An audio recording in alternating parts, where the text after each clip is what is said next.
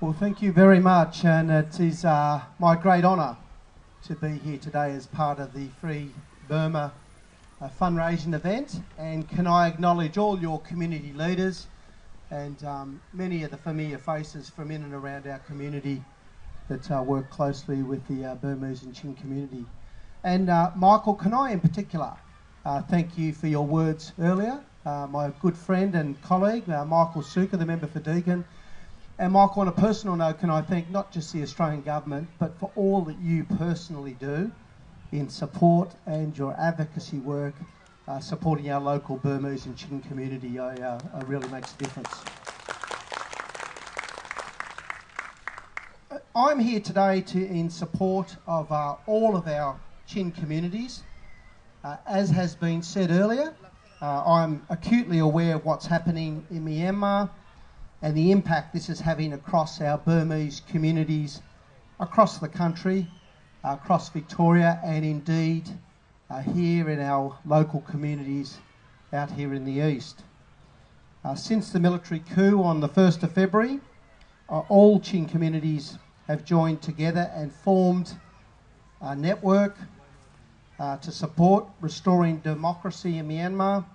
I commend this network, the Burma Democracy Support Network, and the important work that you are doing in highlighting the issues and the injustices and what is going on over in Myanmar. What is happening over in Myanmar must be condemned.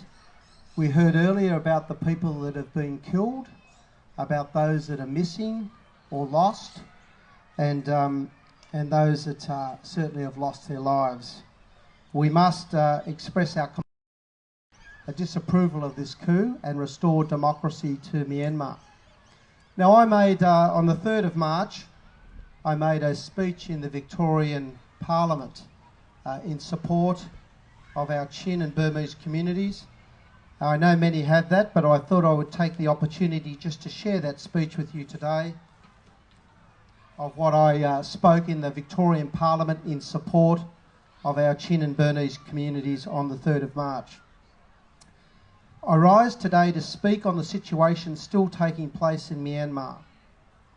Since 1st of February, Myanmar has been without a democratically elected government as the nation lives under a military coup. The State Councillor, President, and a number of leaders have been detained for nearly a month now, and that was back in March. Also detained is Australian academic Sean Turnell, whose whereabouts are still unknown.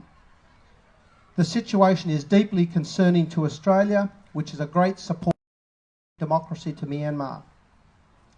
Myanmar is a nation which struggled under military rule for many years following its independence in 1948. The democratic election of 2015 brought hope to a nation that was and still is desperately seeking democracy. The return to military rule is a step back from that goal. The Australian government, and indeed, again, my friend Michael Suka, has called for the release of the unlawfully detained leaders and for the military to respect the rule of law. The impact of this coup is being felt around the world, including by those of the Chin community in my electorate and the Australian Chin Communities Council. We must stand with and offer our support to the people of Myanmar and the Burmese communities here in Australia during these tough times.